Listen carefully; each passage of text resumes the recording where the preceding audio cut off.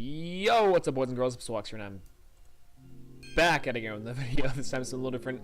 This time we're going to be talking another Duel Links deck profile. We got all the way from Gold 1 to King of Games this season. As you can see here, we got it relatively recently. This pretty sweet emblem. I'm a fan. And of course, you guys know that we played Heroes the entire way down. Now, we did play two Hero decks to get from Gold 1 to King of Games. One from Gold 1 to Legend, and one from Legend to King of Games because, excuse me, the one of them just didn't cut it. And we're going to go over that one first real quick. Let's go ahead and jump right into the card studio here and go into our decks. And I can show you which deck in specific that didn't work out after Legend. But you guys can have fun with anywhere from Gold 1 to Plat 4. And that's going to be Hero Time. Where Heroes Duel is a skill on this one. Give everyone a big boost. If you take more than 1,000 damage, you can activate that and get your Skyscraper out, which can pretty help. But we got one copy of Elemental Hero Woodsman. This dude has a 2,000 body and is insane. This dude is pretty powerful. Surprisingly, not a lot of things can get over 2,000 defense points, and it's pretty crazy that Elemental Heroes have access to that, especially because the one that can search Polymerization, that's pretty helpful. In addition, we have one copy of Blazeman and one copy of Ocean. Blazeman just to search out Polymerization. Again, this card sucks in Duel Links. This card sucks in the TCG. What more can I say? And of course, we have one copy of Ocean, which can help out with some recursion of value if you have it on the field for more than one turn, but it's not super good other than that. And of course, now we have two copies of Elemental Hero Heat. Heat is the big buff body of this deck. This dude has 1,800 attack points when summoned because you get 200 attack for each Elemental Hero monster you control. So if you have multiple Elemental Hero monsters in the field, multiple Heats, this dude is powerful. Plus, 1,800 is nothing to laugh at inside of Duel Links. Two copies of Wildheart. Wildheart, of course, you guys know Wildheart deck is pretty insane. This dude is really good for a lot of different things, especially for if you're swinging the back row. It's not too good because 1,500 is relatively weak and 1,600 defense points is probably a little bit better. But if you buff him up a little bit or if you use him at the right moments, he can be pretty powerful.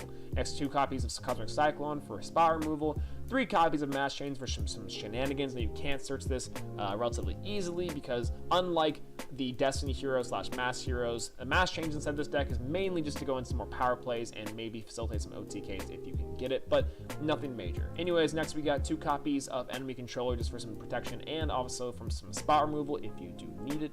One copy of Polymerization just for the fusions for Elemental Hero Core. One copy of Widespread Ruin. Widespread Ruin is, I think, super underrated inside of Duel Links. Probably not better, probably not as good as Wall Disruption or even Mirror Wall. Definitely not as good as Paleozoic Candina, but it is still pretty much a key player to think people should play it inside the decks just in case. We have two copies of Paleozoic Candina. This dude is nuts. It's a pretty interesting staple. One copy of Mirror Wall and two copies of Wall Disruption for a 21 card main deck. Wall Disruption is, of course, the most insane trap card in this game, and I cannot believe how good that card is. Next on the extra deck, we have one copy of Elemental Hero Core. Core is actually pretty good. Now, initially I didn't want to put Core in here, but it's essentially just a third Vision or a second Vision Hero a Vision Hero Trinity inside the deck. Core is pretty good. He has 2,700 body, and if he's attacked, he can boost his attack points. But other than that, he's just okay. Now, the big plus side from him instead of Trinity is that he can attack directly, so that can help get some extra damage if you guys need. But primarily, you're going to be going into your Goka and your Vapor. Vapor has one of the coolest artworks, by the way. Probably one of my favorite Mass Heroes. Just to go into some OTKs and also for some extra damage if you guys need it. Vapor is actually really good because he can't be destroyed by card effects. So if you guys get Treacherous Trap Hold, or even if you try to destroy it with a monster effect, let's say, or a monster or card effect, let's say even like the Vampire Kingdom, Vapor is pretty helpful for that.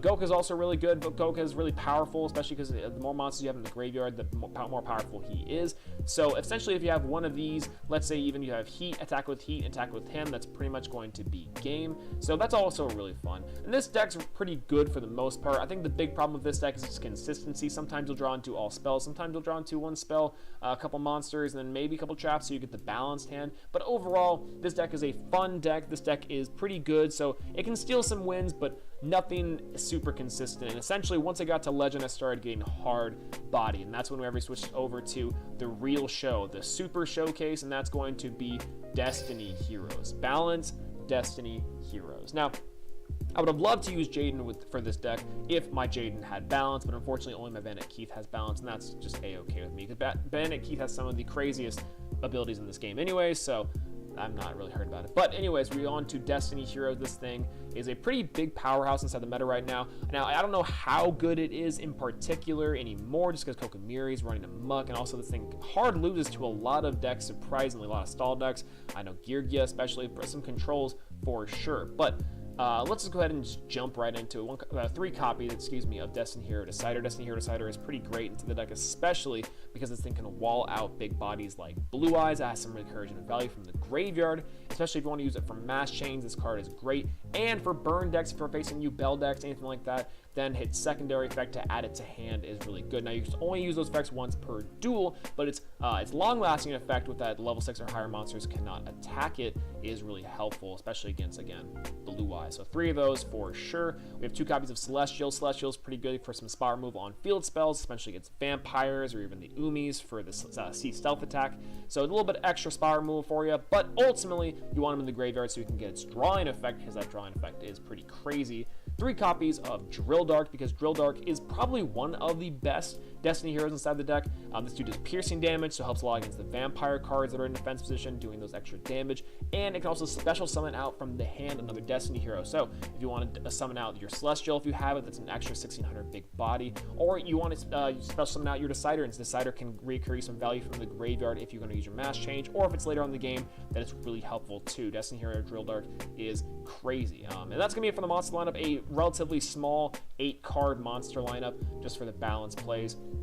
And then onto the spot removal, the spell cards, we have 1 copy of Night Beam. Now, I switched Night Beam out, or rather, I switched Anti-Magic Arrows for Night Beam, because I feel like Night Beam is just an extra little bit of spot removal. It's really good, and the fact that if it's face down, they cannot activate it in response to the card's activation. Now, they can activate another card and then activate itself if they can work it around that way, but a lot of times, people don't do that, and of course, it's just a nice form of spot removal, especially to secure those wins, secure the OTK. Several times came up where this card was incredibly clutch over Anti-Magic Arrows. And Anti-Magic Arrows is good. It's a totally fine card, but Night Beam is just a little bit better for that.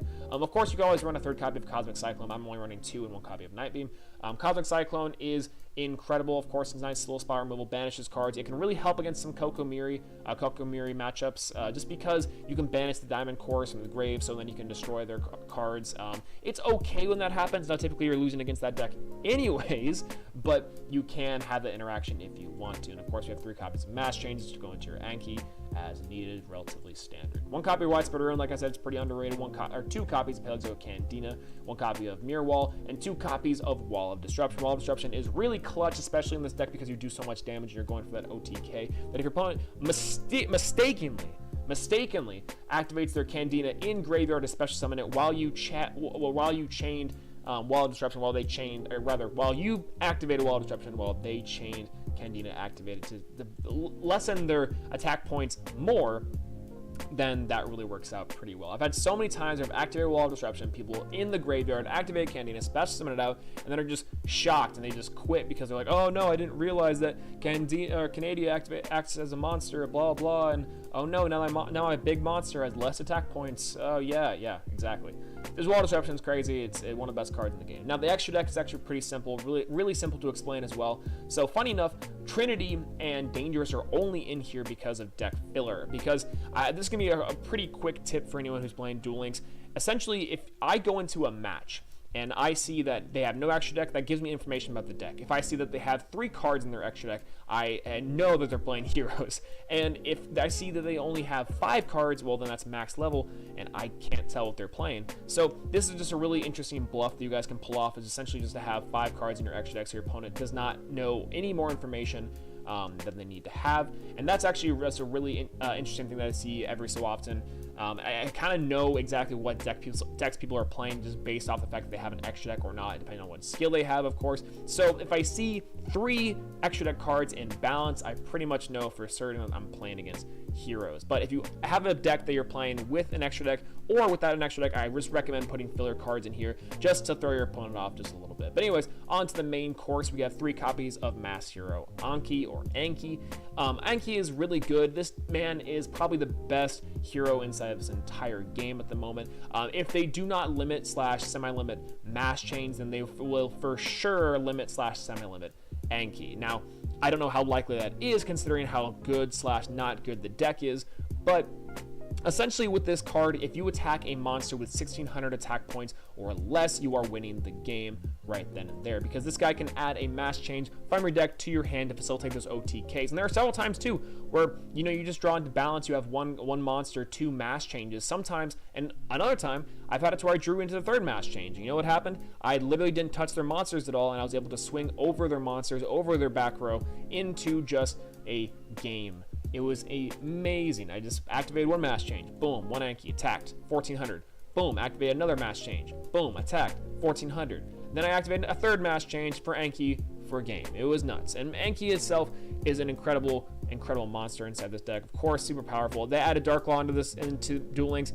It'd probably be over, and probably people just rage. I know I'd be slightly upset because that card is also super broken. Now, the graveyard isn't as important as it is in the TCG, but still, he is really powerful in itself. But Anki is just good enough right now. This guy has a 2800 attack point body. A lot of things can't get over it. And honestly, that when he's destroyed, that he can essentially make a second attack during the battle phase, because he can destroy a monster, get a mass change to hand, and go nuts. This OTK Mass Hero deck is one of my favorites. I know Mass Heroes / Destiny Heroes have been good for just a little while now, but they've kind of fallen off favor. But now the meta is a little more balanced. I think they're just okay. They're definitely a deck you cannot sleep on, and I think they're definitely something that I'd highly recommend picking up if you are a hero fan like me. But that's pretty much going to be it for the deck profiles, guys. Let me know what you guys think of it in the comment section down below. What other decks, what other cards do you think I should be playing inside of Duel Links? Do you have any other suggestions for me? Let me know in the comment section down below. If you guys like this video, make sure to leave a like. If you want to see more, please subscribe. Got a lot more videos coming down the pipeline, so stay tuned for that if you want to. I'm super happy that we got to King of Games with our heroes once again. And of course, if you guys have any more decks or any more suggestions, let me know. I'd love to hear it. What other tech cards do you think I should be playing inside of heroes? Have you guys gotten to King of Games? Then let me hear about it. That's all I gotta say. Peace out.